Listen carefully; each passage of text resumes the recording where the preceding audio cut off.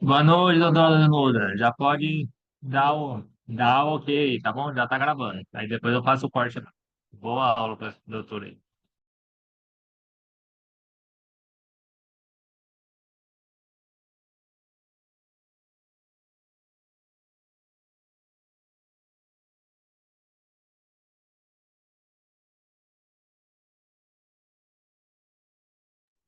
Doutora Danuda, seu áudio ele tá fechado.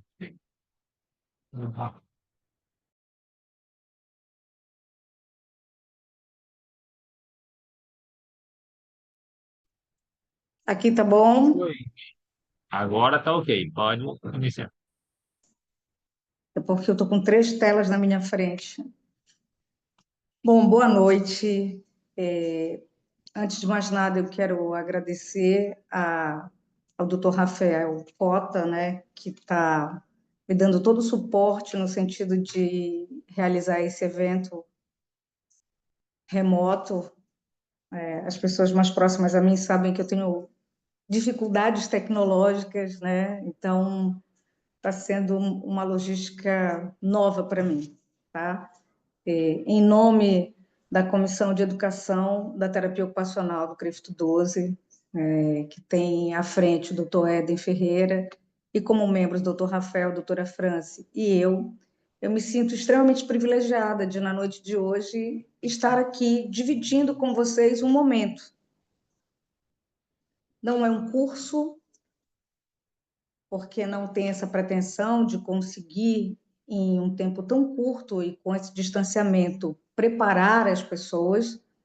E também não é uma palestra, que se fosse uma palestra ia ficar uma coisa muito maçante. Eu quero pensar que é um colóquio, é uma troca de experiências, é um momento em que eu vou colocar algumas proposições, vou fazer umas provocações, e não é uma aula. Então, por favor, falem, tá? Falem, me atravessem, porque a terapia ocupacional é feita disso, de momentos e atravessamentos. Bom, essa proposta de falar das vivências lúdicas, né, e o resgate do brincar na infância, me toca porque há alguns anos, há mais ou menos 16 anos, eu fiz uma formação com o psicomotricista relacional. Ele é psicólogo, psicomotricista relacional e psicanalista Esteban Levin. E há quase 20 anos ele falava da importância de resgatar o infantil da infância. Boa noite, Daniele. E olha só, antes de todo esse boom tecnológico, ele já falava da importância de se resgatar o infantil da infância. E aquilo ecoou no meu coração para sempre, né? Bom, mas enquanto as pessoas vão chegando, eu vou tirar 2 minutos para me apresentar, porque algumas pessoas não me conhecem. Eu me chamo Danusa Eni Falcão Batista, um nome desse tamanho para uma pessoa de 1,52 m, né? Sou terapeuta ocupacional egressa da Universidade do Estado, onde eu fiz pós-graduação em desenvolvimento infantil e também fiz o mestrado em ensino em saúde na Amazônia, tá? E eu nunca imaginei que eu ia trabalhar na infância, eu nunca planejei estar na infância. Mas houve um convite de uma professora muito querida, doutora Sônia Cláudia Almeida Pinto, para ser voluntária num projeto que trabalhava com crianças da comunidade de Santana do Aurá, que era a comunidade que vivia no entorno do lixão do Aurá. Havia alguns bolsistas e havia também os alunos que eram voluntários. E eu me engajei muito nesse projeto, muito, de passar o dia inteiro na UEPA. Ao final do bloco de estágio, ela me perguntou se eu ia fazer a pós-graduação em desenvolvimento infantil ou em psicomotricidade. Eu disse que não, que eu ia fazer em outra área. E ela disse: Nossa, fez uma cara assim de surpresa. Eu perguntei: Por quê, mestra? Tu és a cara da infância. E eu guardei isso. E depois que ela falou, o tempo transcorreu, eu me formei, e quando eu fui fazer a minha inscrição na pós-graduação na área de saúde mental, não havia mais vaga. Então, só me restou fazer desenvolvimento infantil.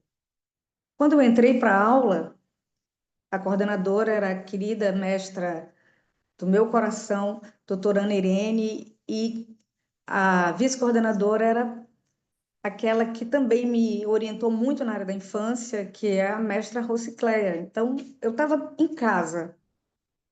Comecei as aulas, eu entendi o que a Sônia tinha dito. Tudo era tão palatável, tudo era tão natural. Falar sobre infância, falar sobre desenvolvimento infantil, sobre cotidiano de criança. Então, eu percebi que naquele período de estágio voluntário, eu estava imersa na infância. Eu era um pouco da infância. Por isso, eu não senti como sendo algo diferente, como sendo uma habilidade, uma facilidade. Porque, na verdade, a infância, ela sempre permeou o meu cotidiano. Só que eu não sabia, né? Bom, essa sou eu e foi assim que eu parei na área da infância há pouco mais de 20 anos, né? Há 23 anos aproximadamente.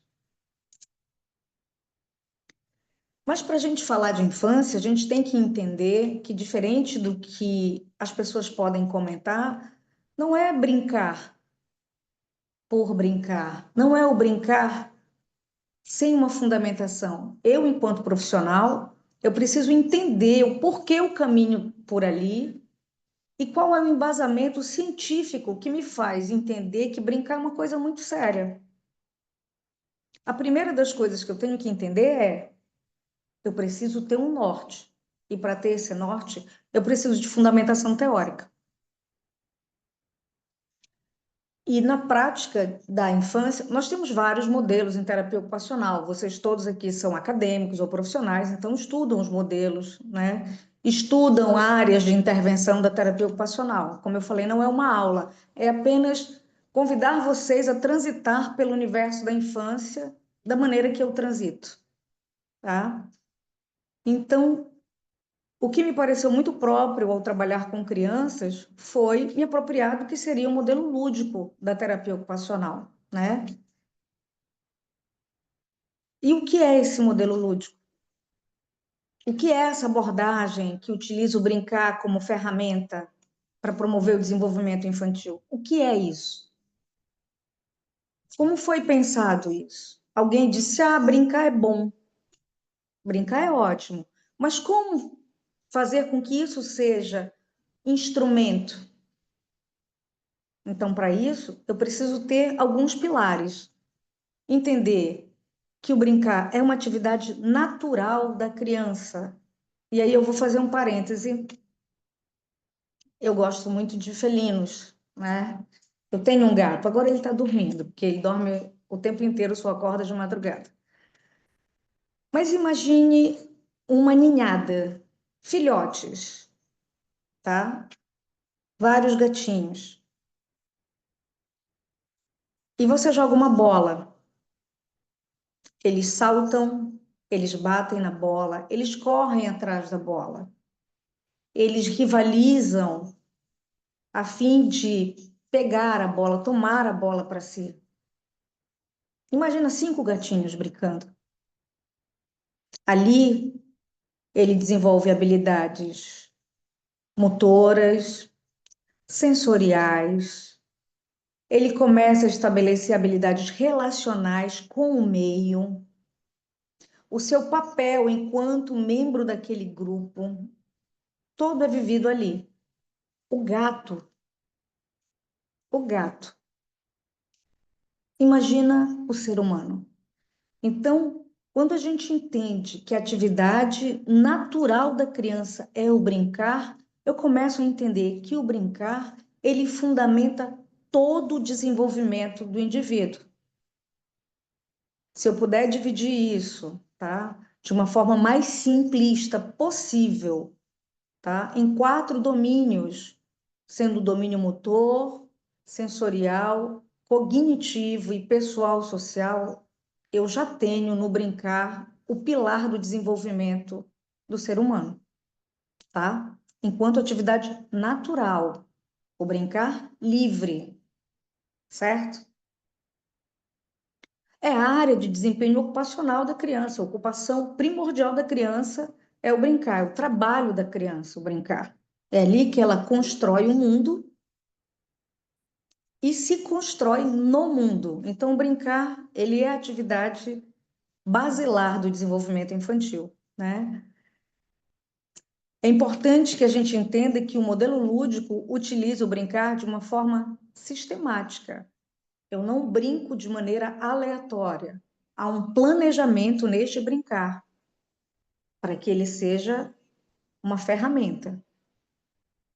Se não fosse dessa forma, qualquer brincadeira, em qualquer ambiente, feita por qualquer pessoa, seria um instrumento.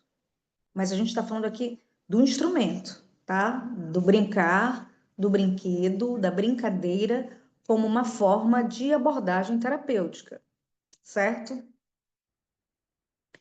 Então, na perspectiva do modelo lúdico, o brincar é abordado de uma forma global, considerando os interesses e as capacidades da criança. Então, preciso entender isso, né?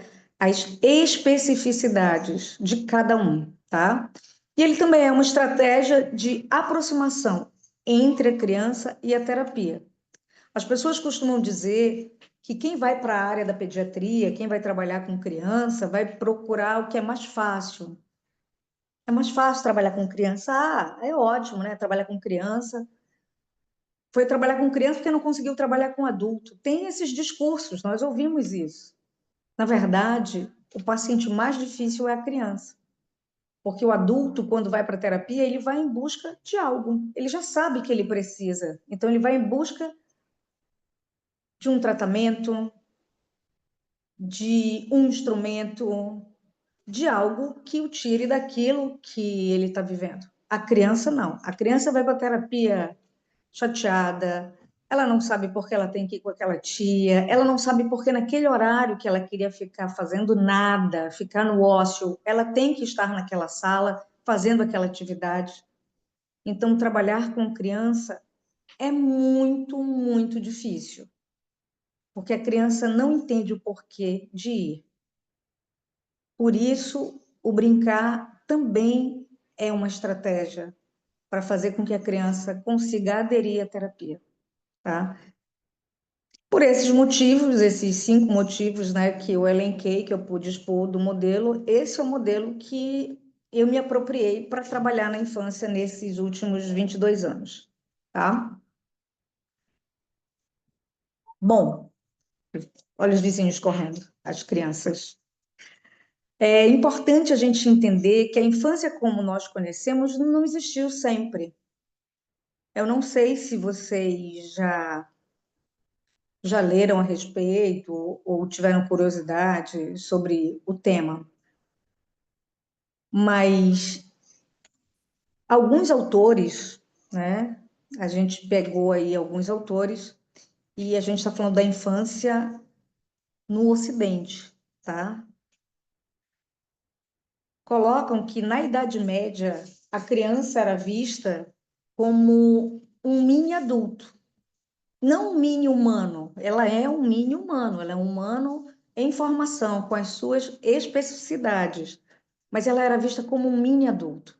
Então, os hábitos alimentares eram os mesmos, o vestuário era o mesmo, tudo era exatamente igual. Ares diz que na literatura há registros na história, né, que até os 3, 4 anos a criança era muito cuidada e a partir desse momento ela já realizava tarefas domésticas a partir dos 4 para os 5 anos. E quando ela atingia aproximadamente 7 anos, ela passava a realizar as tarefas do campo. Boa parte da população vivia no campo, então ela passava a vivenciar essas tarefas, tá? Com a mesma lida que o adulto. Então, o que a gente entende? Era um olhar também em que ter filhos era muito importante, porque quanto mais filhos, mais mão de obra. Quanto mais mão de obra, mais terras. Quanto mais terras, mais posses. Quanto mais posses, mais riqueza. Então, esse era o pensamento da Idade Média. Eram apenas adultos pequenos, não tinham necessidades diferenciadas, nem alimentares, nem de vestuário, nem características que suscitassem um cuidado diferenciado. Já no século XVII, no Renascimento, começa a haver um pensar diferente, em que é uma separação do adulto da criança. Eu começo a olhar que aquela criança que tem mais de 7, né? Porque eu vou falar algumas coisas, então eu vou jogar acima dos 7 anos, ela não pode estar vivenciando aquilo que o adulto vivencia, que era muito mais do que a relação de trabalho, era muito mais do que ir à guerra, era participar de festas, de eventos que eram próprios daquela sociedade. Então começou a acontecer um olhar para a criança, para as suas particularidades. Começa a nascer uma percepção de que a criança não é um adulto pequeno, ela tem características só dela. Mas foi somente no século XVII, né, que Jean-Jacques Rousseau, impactado pelo pensamento de John Locke, começa a pensar que a criança tem que ser tratada com particularidades de acordo com a sua singularidade, que a criança não é um mini adulto, ela é um humano em formação e que a base de desenvolvimento de toda a sociedade vai passar pela vivência e pela qualidade do desenvolvimento dessa criança. Ok, gente? Tudo certo? Vocês estão aí? Bom, na contemporaneidade, a criança passa a ser vista como um ser social com necessidades e direitos, tá? E isso não é só uma falácia. Documentos que colocam a importância dessa. Obrigada por responderem. É ótimo saber que eu não estou sozinha, não estou falando só com o celular e com duas telas do meu lado. Obrigada, Renara. Elisângela, Valéria, muito obrigada. Bom que vocês estejam aqui. Samira, tudo bom? Um beijo, Dandara. Muito obrigada. Patrícia Salles, tudo bom, queridona? Ah, eu também amo esse tema. Que bom que a gente está aqui hoje, né? Dando um passo em direção a falar de algo tão importante para a sociedade que é a infância. No Brasil nós temos... Oi, Maiana, tudo bom? Feliz que tu estás aí também, tá? Nós temos o Estatuto da Criança e do Adolescente, que atribui à criança direitos e deveres, né? Então, tudo isso vem subsidiar uma infância com qualidade, que vai reverberar numa sociedade com qualidade, uma sociedade saudável, tá? Pedi aqui café para minha secretária. Gente, eu tô nervosa. Não tô nervosa em conversar com vocês, eu tô nervosa com esse monte de tela na minha frente. Tô igual, é. Bom, vamos lá, ok? Então, eu dividi o brincar, o brinquedo e a brincadeira. Eu dividi, na verdade, didaticamente, só para a gente poder falar, porque brincar, brinquedo e brincadeira são conceitos de coisas que estão intrincadas, intimamente ligadas, e não podem ser separadas, tá? Mas só para a gente tentar conceituar e seguir a partir daí.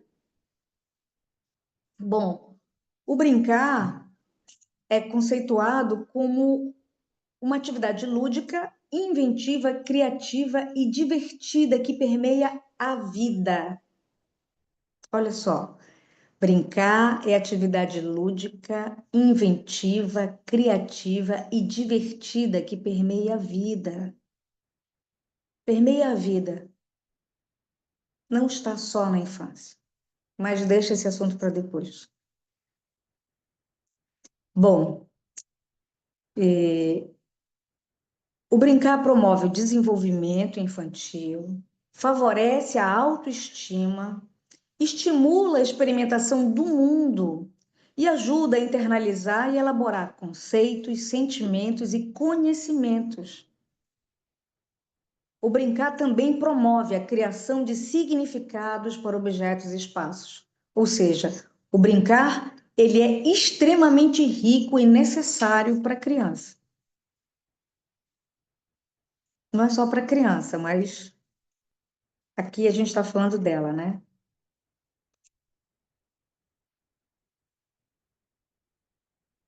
Bom, o brinquedo, né, seria o objeto ou a atividade voltada única e especialmente para o lazer. E geralmente está associado à criança. Então, o brinquedo é algo pensado nessa relação com a criança. Mas qualquer objeto que a criança possa utilizar no ato de brincar também é brinquedo. A gente ouve muito as mães falando, né, as mães dos nossos pacientes, ou nós falando de crianças, dos nossos filhos, sobrinhos. Menina, ele ganhou um jogo, ganhou um boneco, ganhou um carro, ganhou uma bola e só quer a caixa. Deixou o brinquedo de lado e brinca com a caixa. Por quê? Porque o brinquedo supõe essa relação íntima com a criança e, de repente, na relação que ele constrói naquele momento com a caixa, ele tem mais satisfação, mais prazer do que com o próprio objeto, tá?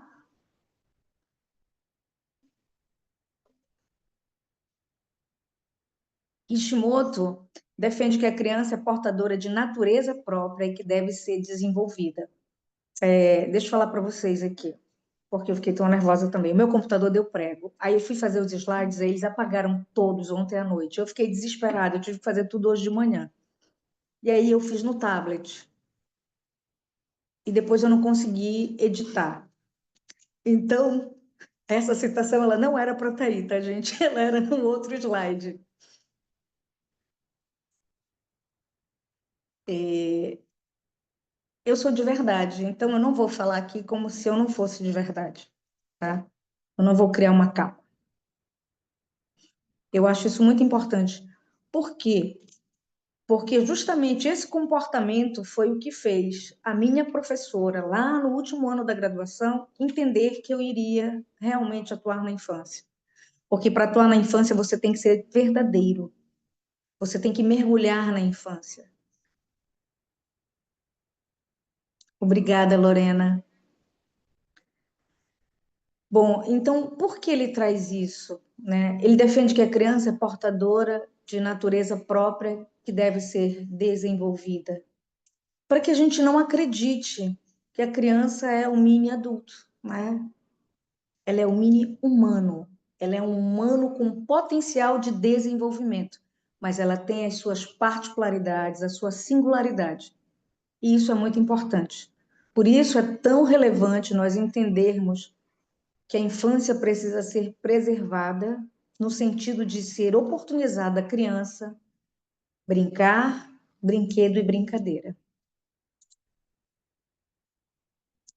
Bom, dentre os conceitos de brincadeira, a gente tem como sendo uma atividade livre que não pode ser delimitada e que, ao gerar prazer, possui um fim em si mesma, né? Vários autores colocam isso. Mas a brincadeira também é uma fonte de comunicação.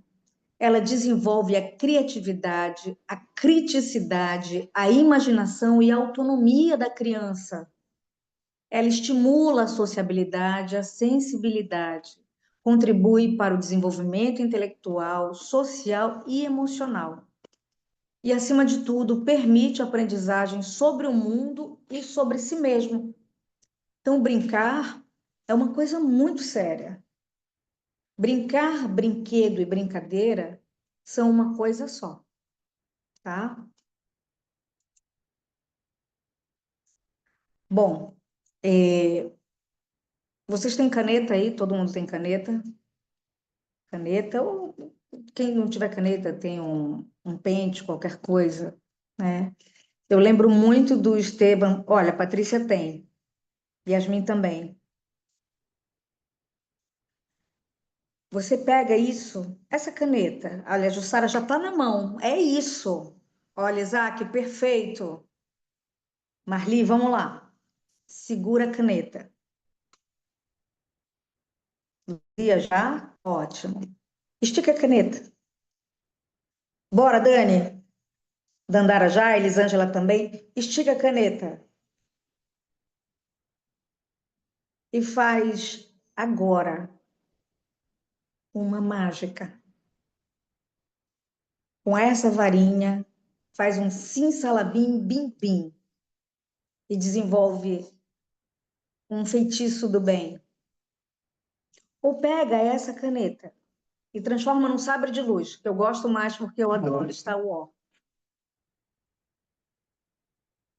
E essa caneta pode virar também uma baioneta. Já pensou? Pode virar uma luneta. Ela pode ser um barco. Pode ser um avião, Daniele. Ela pode ser o que eu quiser, mas eu tenho que acreditar. E a criança, ela sabe, Lufana, se tu acreditas ou não no que tu estás fazendo. Lá vai a minha catapulta. Não é uma colher de café. É o remo do meu casquinho, lá pelo Marajó, por aqueles furos, parente, que eu tô indo. É isso, Maiana. Vai depender dos olhos de quem vê. E a criança vê com olhos brilhantes. Por isso, tudo pode ser brinquedo, brincar e brincadeira.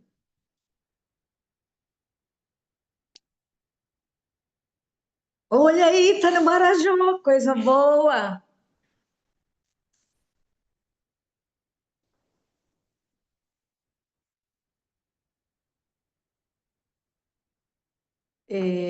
O poeta libanês Gibran Khalil Gibran tem um poema que diz assim, que é sobre a infância, sobre os filhos, né? Crianças são seres singulares, então eu gosto muito dessa frase do Khalil Gibran, eu gosto muito do Khalil Gibran, né? Quem me conhece sabe que eu gosto tanto que o nome do meu filho é Khalil, mas ele diz assim num trecho do poema: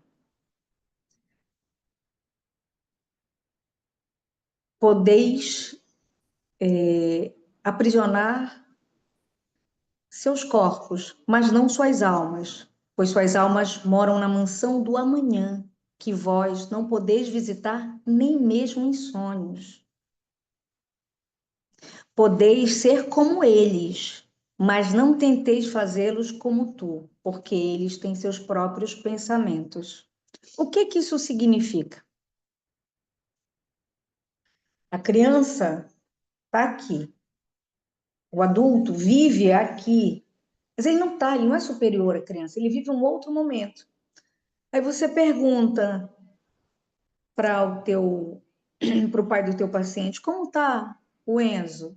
O Enzo está ótimo, ele faz Kumon, Karatê, Pilates, inglês, estudando mandarim agora. Ele quer que o Enzo tenha a vida de executivo que ele tem. Mas ele não sabe que o importante para que o Enzo um dia tenha uma ascensão social, não é errado que os pais coloquem os filhos para muitas atividades, entendam.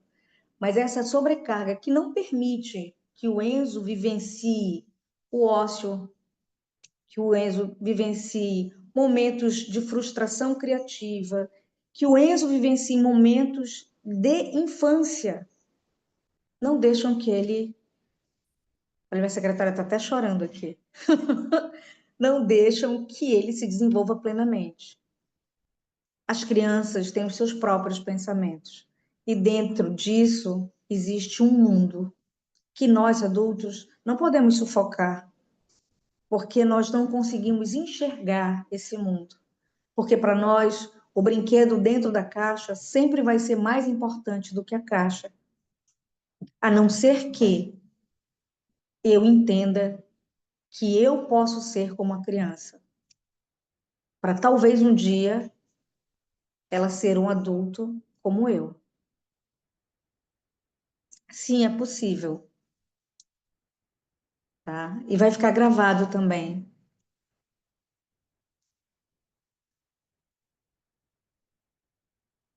É verdade, Yasmin. As crianças muitas vezes são tão privadas de brincar que elas não sabem brincar. Muitas crianças não sabem, porque não vivem isso, tá? Vamos lá. Bom, e aí eu separei uma especificidade porque a gente falou da infância lá na Idade Média, lembra? Lá no início, a gente falou da criança pequenina e depois falou do Renascimento, lembram disso? Então a infância ela foi muito massacrada naquele momento. E aí eu peguei, é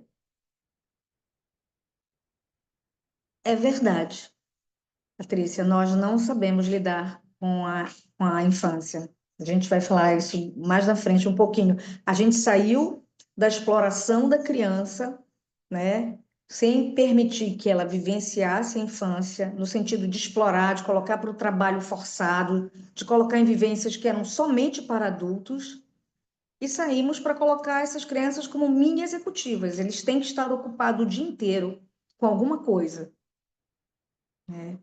Então, ainda não está bom, né? Mas pode ficar. É para isso que a gente está se reunindo. E aí a gente tem a infância dividida em três infâncias, né? A pequena, a média e a grande. E tem uma coisa que acontece muito, que tem acontecido muito. Eu acredito que quem trabalha com criança, quem faz a parte de ambulatório, vê muito isso. A criança com 1 ano e meio, 2 anos, eu trabalho num lugar que atende criança até os 3. Então, eles estão conosco até 2 anos e meio aproximadamente, tá? E a mãe chega com a seguinte queixa: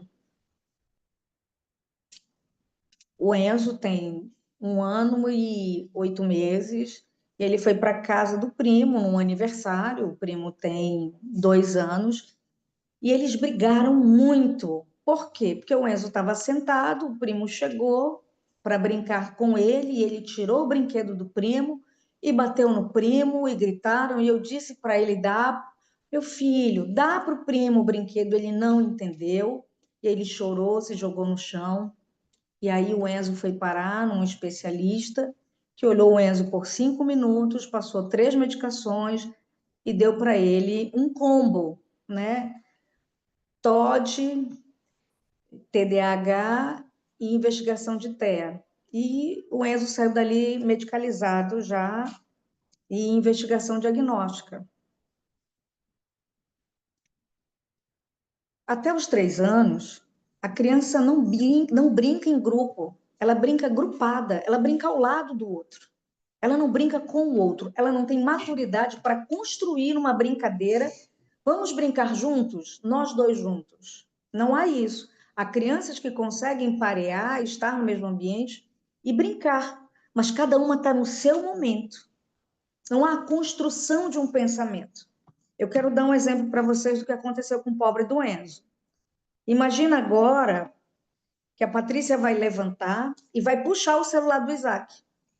Imagina que alguém que está nesse grupo agora, eu não sei quantas pessoas estão no grupo, mas imagina alguém, você não vê essa pessoa, você mal conhece essa pessoa, você é maduro, tá? Que todo mundo tem mais de 3 anos. Alguém vai lá e puxa o teu celular. Você vai fazer o quê? Você vai gritar, você vai querer bater no outro. Que isso? Que maluquice é essa? Essa é a reação, tá? Por quê? Porque você foi invadido. A criança não tem maturidade para entender de outra forma. Aí você pega essa criança com três, com mais de 3, eu coloquei 3 a 6, mas é a partir de 3, então seria 3 anos e 1 mês, na idade pré-escolar. Ela está na creche, ela está num grupo de convivência, como quintal de vó, casa de mãe, enfim, tem esses nomes aí, né, dos espaços que estão sendo criados para convivência. Ou ela está na escola fazendo a pré-escola, e todo dia o Enzo encontra com o Vinícius, todo dia, naquela turma, com aquela professora. Tia Renata está lá. Tá o Enzo, está o Vinícius e está a tia Renata. E aí, o Enzo, com seus 4 anos, vai lá e senta do lado do Vinícius e puxa o carrinho. E ele olha. E aí a tia Renata, que convive diariamente com eles, vira e diz: não puxa o carrinho do seu colega, peça. E aí ele pede. E o outro vai ceder ou não. Mas não vai haver um espanto, porque alguém com quem ele convive, porque ele já está no momento de compreensão dessa relação. E o que acontece é que o pai leva o Enzo para a festa e o Enzo não conhece ninguém e ele tem que viver, ele vive só, ele é filho único e chega lá, ele tem que dividir as coisas dele, ele não consegue. E aí ele é diagnosticado. Mas ele não consegue porque ele tem uma patologia, ele tem um diagnóstico, ou ele não consegue porque ele não tem habilidade social, porque ele não brinca com outras crianças. Então é uma coisa a se questionar. Quando eu tenho aí o Pablo, né, e a Tamara, já a partir dos 6 anos, 6 anos e 1 mês, já é a grande infância, a gente já está indo para a adolescência. Quando eu tenho essa outra criança, ela já chama para brincar, ela já entende que ela brinca junto, ela já constrói, ela já pareia e constrói um brincar. Vamos brincar de. Não, eu não quero assim. Ah, não, vamos dessa forma. Há um diálogo, há uma maturação, tá? E aí é possível brincar. Então é importante eu entender que cada fase tem uma atividade principal que vai orientar o desenvolvimento dessa criança. Isso é muito importante, tá? Bom, eu vou citar aqui só uma profissional que eu gosto muito, né, que é a doutora Ana Leão. Ela é terapeuta ocupacional, especialista em desenvolvimento infantil, em psicomotricidade, é a primeira formação dela. E hoje ela é médica neuropediatra, hoje ela está atuando só na área da neuro. E o que acontece? Eu encaminho muitas crianças para a Ana. E a primeira coisa que ela faz é olhar a criança. Os pais que vão dizem assim: nossa, a doutora passou 40 minutos com o meu filho e não me deu laudo. Primeiro eu vou avaliar a criança. Depois eu vou entender essa demanda da criança. Depois eu vou compreender se essa criança tem demanda para medicação. Para depois eu poder dizer se essa criança realmente tem esse diagnóstico ou aquele diagnóstico.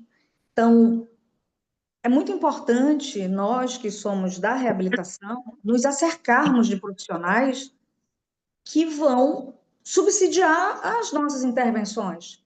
Porque se cada vez que uma criança brinca, pula, se agita, corre, porque faz parte daquele movimento dela, daquele momento, isso. Eu enviar essa criança para um especialista e ela voltar medicalizada porque ela era criança, porque ela se movia, eu não vou ter ganhos nessa intervenção, tá? Então é muito importante a gente ter essa compreensão também. E aí, ainda foi a Paty que falou ainda agora, não foi? Sobre a Idade Média e as crianças, né? Como estão as crianças do século XXI. Não, não sou criança. Oi? Alguém falou, eu não entendi, perdão. Vai falar, Samira? Não? Bom, então assim, Não são crianças. Ok. Bom, o que que a gente tem aqui, né? O que o século XXI trouxe de bom, a gente já sabe. Então, a gente vai falar daquilo que não foi bom, tá? A gente tem aí, eu elenquei aquilo que é o que bate na minha porta, aquilo que eu vejo, tá?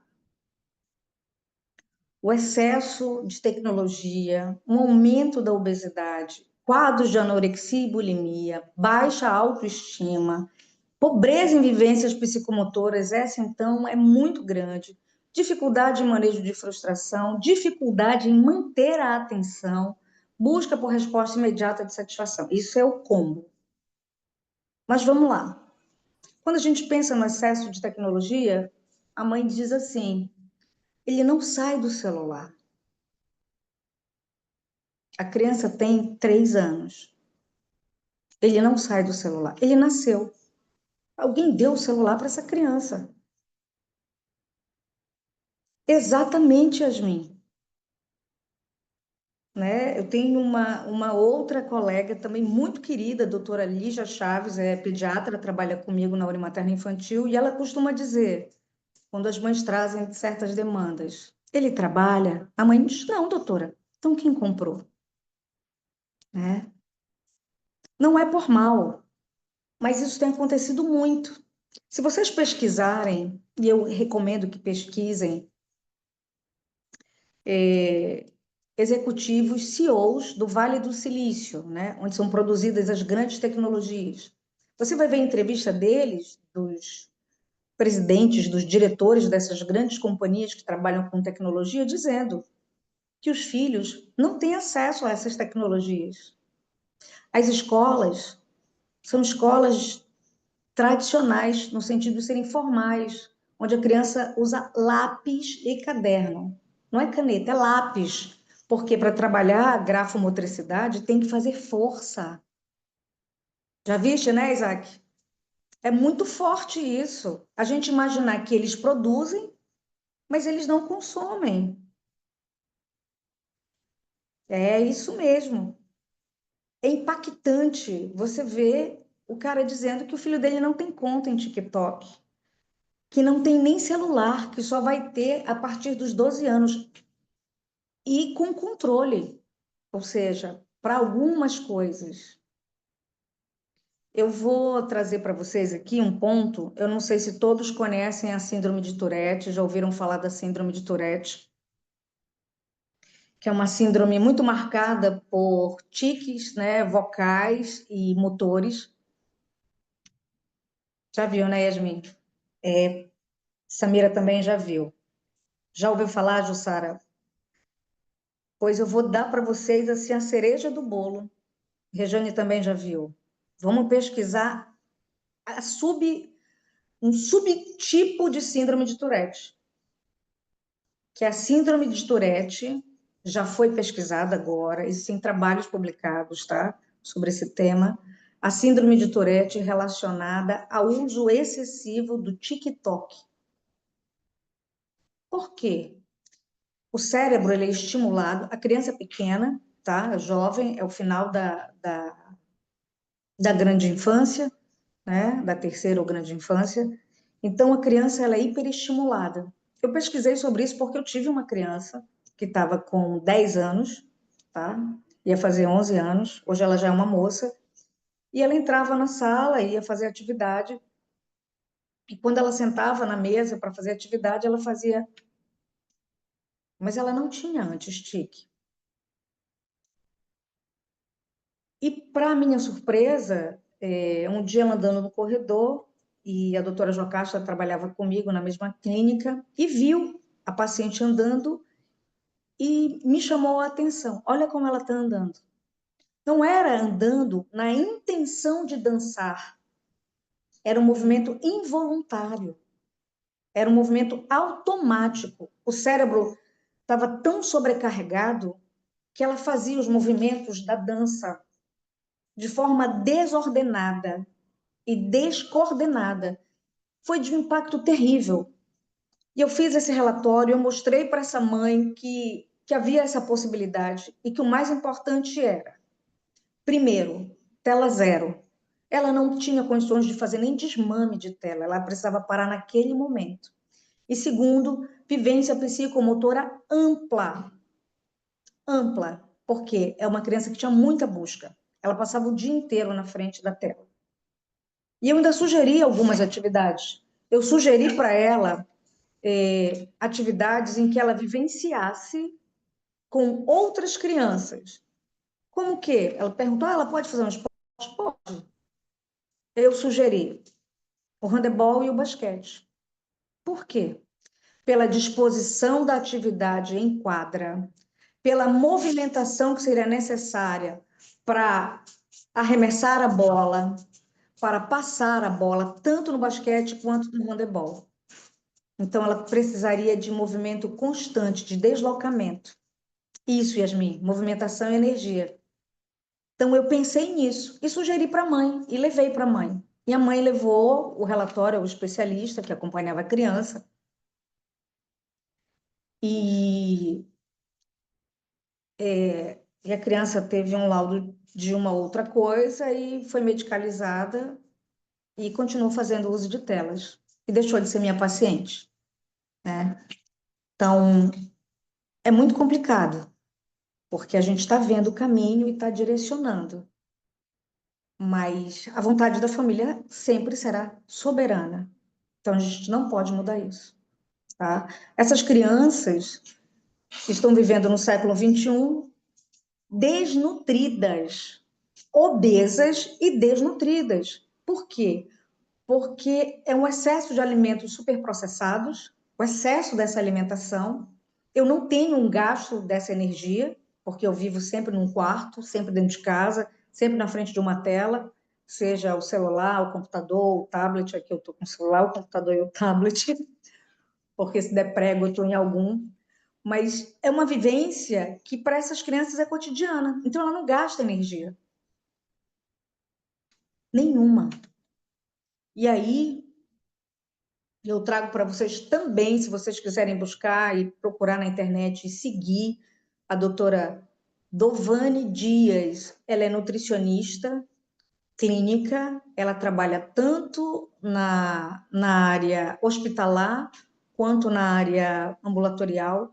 E é alguém que eu admiro muito, porque eu trabalhei com ela e todas as vezes que a gente solicitou o suporte dela para manejo de comportamento das nossas crianças, que as mães obedeceram às dietas que ela direcionou, as crianças tiveram melhora de comportamento.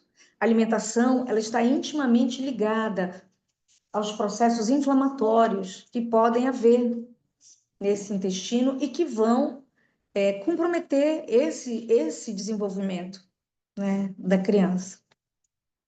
A gente tem visto também os quadros de anorexia e bulimia, muito mais do que em qualquer tempo, a gente tem visto isso. A baixa autoestima. Por quê? Porque a tela vende o jovem perfeito, a criança perfeita, e eu não sou.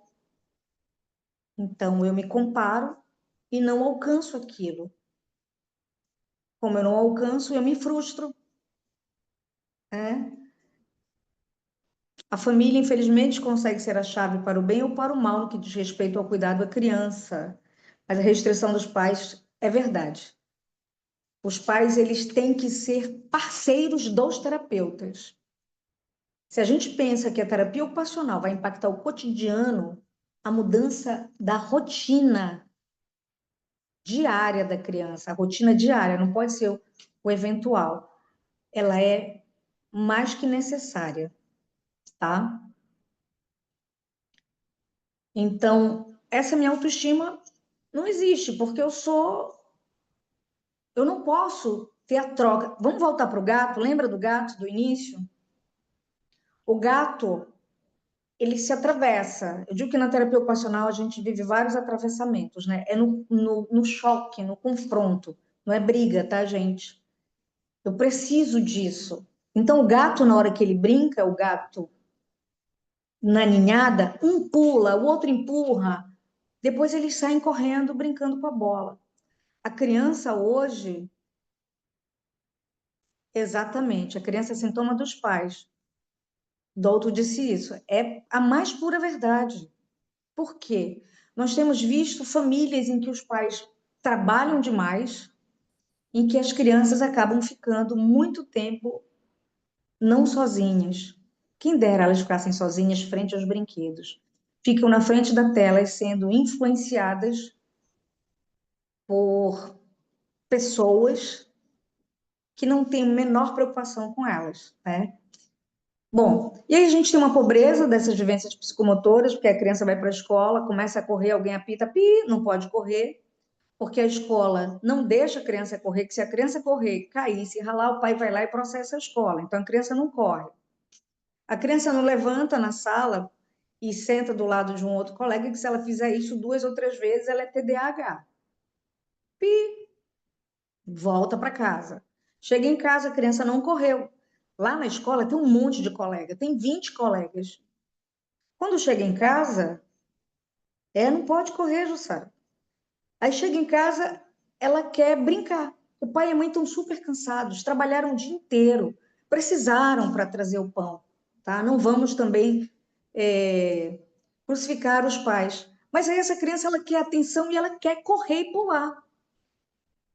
E aí ela corre, pula e sobe na parede, e se joga no sofá. E aí ela vai ao especialista, e o especialista passa um remedinho para ela, porque ela está muito agitada. Vocês entendem que essa conta não fecha? Outra pessoa que eu vou dizer para vocês seguirem, que eu sou muito fã, é uma psicóloga. Ela se chama Cecília Antipoff. Eu acho que muitos aqui já devem conhecer, quem trabalha com criança deve conhecer. Ela é precursora de um movimento que se chama Crianças do Movimento. Exato, criança do movimento. A criança, ela aprende na vivência, na troca, no movimento, né? Não, não está descarregando. Bom,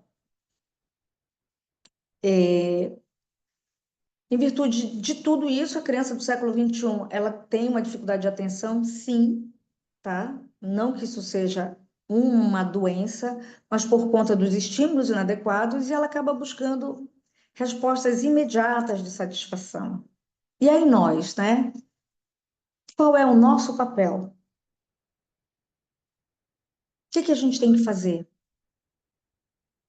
A gente tem que atuar no sentido de incentivar, prevenir e adaptar as habilidades que são requeridas e os meios para o envolvimento ativo da criança nas rotinas e ocupações da criança, visando a máxima autonomia e independência. Então, eu preciso entender que pegar a comida com a mão vai me subsidiar a depois usar o talher. Eu preciso entender, eu preciso que essa família entenda que tudo aquilo que a gente orienta para que a criança vivencie é para que ela, à medida que as etapas de maturação neurológica, emocional, né, neuropsicomotora da criança, cada etapa do desenvolvimento for se dando, ela vai tendo aquisições que vão possibilitando novas habilidades e vão favorecendo o desenvolvimento para que ela se torne um adulto saudável. É isso. Parece muito simples, parece fácil de fechar essa conta. Só que precisa ter o terapeuta, a criança e a família para poder fechar a conta, senão não fecha. Bom, e aí eu trouxe, né, os recursos, eles são meio e são fim. Eles são um meio de trabalho, eles também são um fim em si mesmos. Por quê? Eles são os brinquedos, as brincadeiras. E o prazer que eles vão fazer com que eu sinta já são em si o fim, a finalidade, o fim no sentido de finalidade, tá, gente? Então, eu coloquei brinquedos como quebra-cabeça, dominó, jogo da memória, fantoche, peteca, massa de modelar, livro, jogo de tabuleiro, raciocínio lógico, alinhavo, material gráfico, tinta, carimbo, lápis de cor, chocalho, boneca, carrinho, brinquedo cantado e tudo que seja próprio do universo daquela criança. Tudo. E aí eu uso o dominó para fazer torre. E eu uso o lápis para montar um forte Apache. Eu uso muitas vezes o brinquedo cantado para usar com a boneca, brincando de cantiga de roda. O brinquedo, ele não é óbvio. Lembra a nossa caneta de ainda há pouco? Ou o remo, lá do Marajó? Eu preciso permitir que a criança seja inventiva e criativa.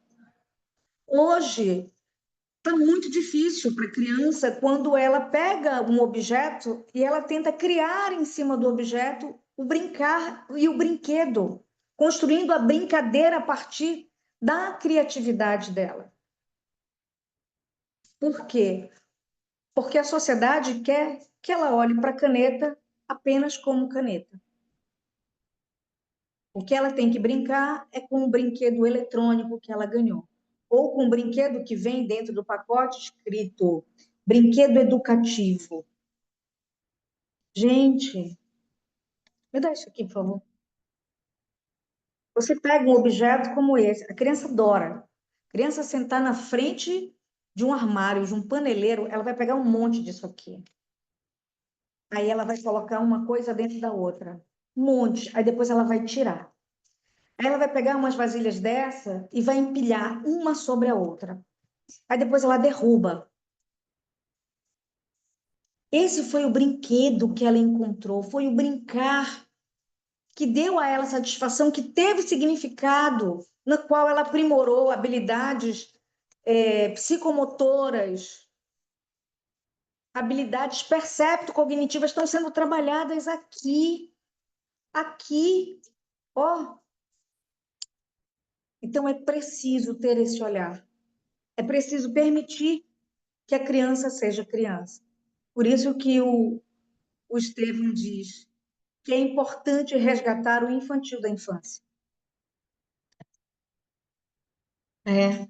Eu não traduzi porque eu acho muito importante que a gente entenda o que ele diz.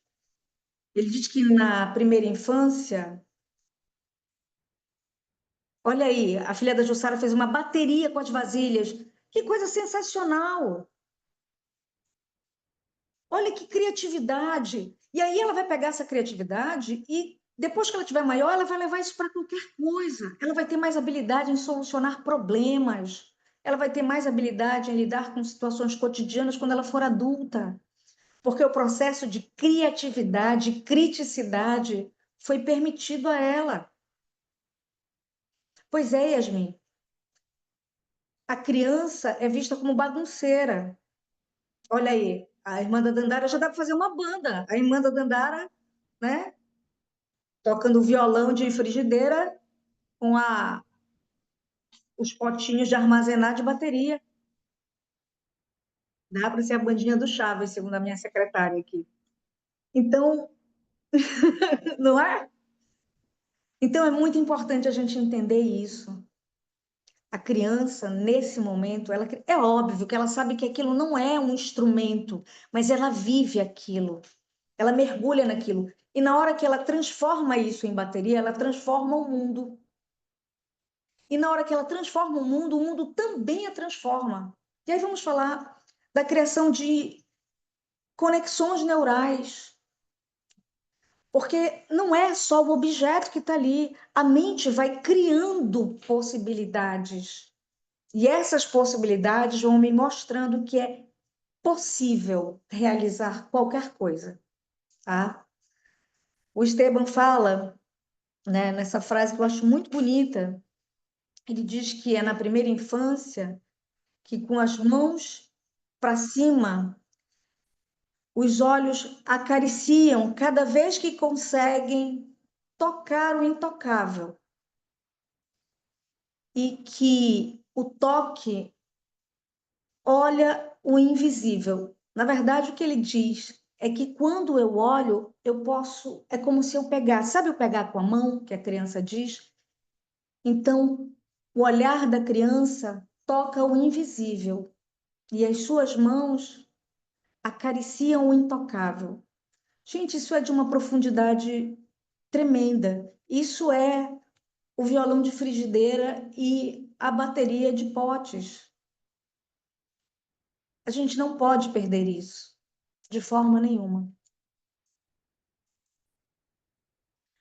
O brincar, ele é um fazer criativo que pode contribuir para processos terapêuticos que explorem com as crianças, tá? Tem que ser com elas, o seu relacionamento com o mundo. Winnicott, sim, excelente. É muito importante que nós possamos beber em muitas fontes que falam da infância, que nós possamos sair daqui. Isso aqui, como eu disse, não é uma aula nem é um curso.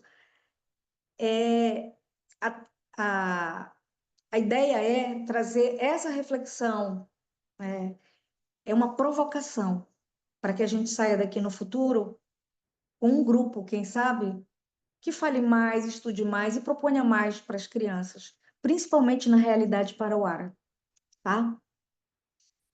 Então, o que que a gente coloca? Que o brincar é um fazer criativo que pode contribuir para processos terapêuticos que explorem com as crianças o seu relacionamento com o mundo. Por isso é importante identificar as condições de cada criança, considerar a realidade, fornecer subsídios para retroalimentar essas práticas e se alinhar cada vez mais ao contexto real da criança. Eu fui para o Congresso Brasileiro de Terapia Ocupacional em Águas de Lindóia, eu não vou dizer o ano, porque eu já disse muito da minha idade, eu vou dar uma segurada, né? E nós montamos recursos, a nossa orientadora desses trabalhos, dos trabalhos que foram publicados no Congresso, foi a doutora Enise Najar. Nós fizemos esse projeto dentro do hospital, o Fim Loyola. Boa parte das crianças era ribeirinha, então nós fizemos brinquedos que estimulassem aquelas crianças naquelas demandas, mas que pudessem sim ser confeccionados lá onde as crianças viviam. Então as crianças produziram conosco bonecos com caroços de manga, né, mamulengos feitos de caroços de manga e retalhos. Nós fizemos bolas com saco de sarrapilheira e caroços de açaí para brincar de arremessar. Nós fizemos, cada grupo, o meu foi mamulengo, né? Então, cada grupo de pessoas que estava ali propôs um recurso. E essa realidade dessa criança fez com que aquele grupo que estava no hospital pudesse sair dali, ele ganha o brinquedo e leva o brinquedo, mas que ele pudesse construir tendo significado, fazendo parte da sua realidade, do seu cotidiano. Isso é muito importante, gente, tá? É muito importante que a gente tenha um olhar sobre o Amazônida, sobre a região, sobre o norte, tá? O norte tem particularidades. Só o estado do Pará tem especificidades tremendas pela dificuldade de deslocamento. Nós temos no estado do Amapá, no Juras, nós temos no Tocantins. Então, a gente precisa entender, né? Eu estou falando dos estados que compõem o nosso regional, tá? A gente precisa entender que nós precisamos propor para as nossas crianças, para as realidades das nossas crianças, que a avaliação tem que ser feita ali. Para aquele menino que gostava de jogar bola chutando manga, e que agora alguém diz que ele não pode brincar de chutar manga, porque é estranho, porque ele ganhou uma bola. Mas ele imagina na manga. Sabe a frase do Estevão de antes? Ele toca o intocável com o olhar, e ele vê com as mãos, tá? E essa frase para mim é muito importante quando ele diz: não tenha medo de ter a mente aberta, o teu cérebro não vai sair voando. Então, a nossa fala hoje é justamente nesse sentido.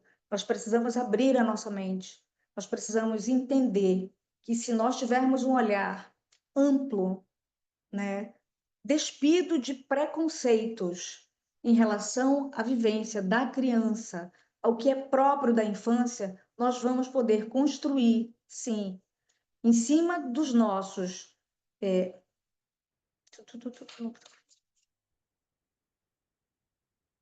Repete, por favor, para eu poder ler, que eu não consegui ler. Tu conseguiste ler? Manda de novo para eu poder ler a da criança do barco. A criança no atendimento criou um barco associando a viagem que fez para o interior. Foi tão significativo para ela que ela lembrava depois. Então, assim, a criança, muitas vezes, que vem a Belém, que vem para terapia, que fica hospitalizado, que é atendida num serviço, ela, no brincar, ela ressignifica isso, tá? É porque a minha família estava se movimentando aqui, gente. Eles estão chegando do trabalho, eu estou na direção da porta, que era o melhor lugar. Então, assim, ela pode ressignificar no brincar. Eu preciso me apropriar do brincar. Por isso, terapeutas ocupacionais não tenham medo de ter a mente aberta. O cérebro não vai sair voando. Tá? Se a criança quer brincar disso, brinca. Ali ela vai reconstruir, ela vai ressignificar, ela vai melhorar o tempo de hospitalização dela, ela vai aderir à terapia e você vai conseguir uma intervenção mais eficaz e eficiente. Mas para isso é preciso que eu tenha os dois braços, as duas asas desse avião. Exato, Yasmin. Elas conversam através do brincar. E nos ensinam. Elas precisam que nós tenhamos uma fundamentação teórica, nós temos que nos apropriar dos nossos saberes enquanto terapeutas, e elas precisam que nós tenhamos uma relação estreita com aquilo que o Esteban chama de contemporaneidade da nossa própria infância. Nós aqui, todos nós, somos contemporâneos das crianças que nós fomos. Na hora que nós fazemos isso, que nós nos aproximamos dessa criança que nós fomos, aí sim, nós conseguimos trabalhar na infância de forma verdadeira, de forma plena, tá? Bom, era isso que eu tinha para dividir com vocês na noite de hoje, nesse bate-papo, nessas provocações, tá? E com uma proposta, né, de que nós possamos, a partir de hoje, estreitar laços. Nós que amamos a infância. E passemos a construir, sim, a partir dos teóricos da terapia ocupacional e dos teóricos que falam da infância e que nos trazem, olha, Patrícia já topou, que nos trazem um olhar sobre a infância, a construção dos saberes amazônidas para as crianças da Amazônia. Então, eu faço esse convite para vocês. Ah, Maiana, eu que fico muito feliz, para que nós tenhamos esse dia como um start, não como um momento finalizado, mas como um início de algo muito maior que a gente vai estar construindo aqui, tá bom? É isso, gente. Não tenham medo de ter a mente aberta, tá? Ah, que bom, eu fico muito feliz. Oi, Ronald, um beijo. Beijo, Isaac. Se... Ô, Letícia, obrigada. Obrigada, Marli. Obrigada, Dandara, querida. Luzia, ah, incrível você estar aqui. Eu também amei, Dani. Que bom que você estava aqui. Vamos nos ver sim, Ronald. Obrigada, Vamos Yasmin. sim. Doutora Danusa, tudo bom? Já, doutor Rafael. Parabéns, parabéns pela palestra aí, muito boa. Eu acompanhei um pouco aqui. O som aqui tá meio ruim, porque eu tô aqui no aeroporto, mas deu para acompanhar. Nós temos uma pesquisa de satisfação que quem responder ainda ganha um brinde de um parceiro do meu Cripto 12. Eu vou jogar aí no chat pro pessoal preencher, tranquilo? E é bom também, assim, para todo mundo que vai preencher, primeiro para avaliar o evento, né, para a gente possa saber aonde possa melhorar, e segundo, porque ajuda na conferência da frequência para emissão do certificado. Porque às vezes, porque normalmente a gente pega a frequência pelo relatório do Zoom, aí às vezes tem alguns nomes que que não condiz com o nome da pessoa. Aí a gente fica meio confuso. Tranquilo? Eu vou jogar aqui no chat, aí o pessoal preenche, por favor. Muito obrigado a todos. Obrigado aí, Dani, pela palestra.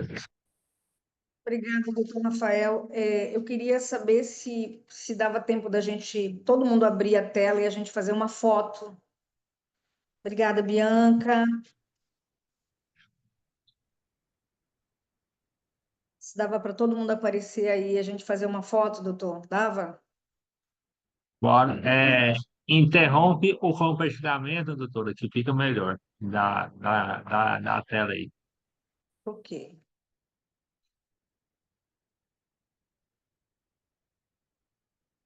Calma que eu tenho dificuldade. Espera aí.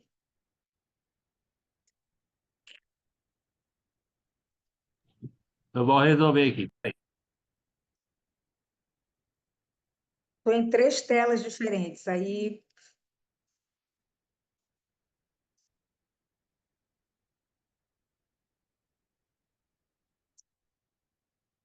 senão o doutor Rafael estava lascada hoje.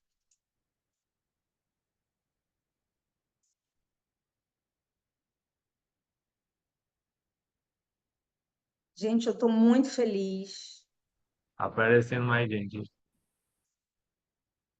Olha a minha prima ali, olha ali. Oi, prima! Beijo. Ah, eu beijo pro celular. Eu quero agradecer imensamente a presença de vocês, tá? E quero agradecer muito o doutor Rafael Cota, porque ele está em deslocamento, está no aeroporto, e se não fosse ele, eu não conseguiria, tá? Ele também é conselheiro do CREFITO e está me dando esse suporte aí enquanto está na sala de embarque. Muito obrigada, doutor, de coração mesmo.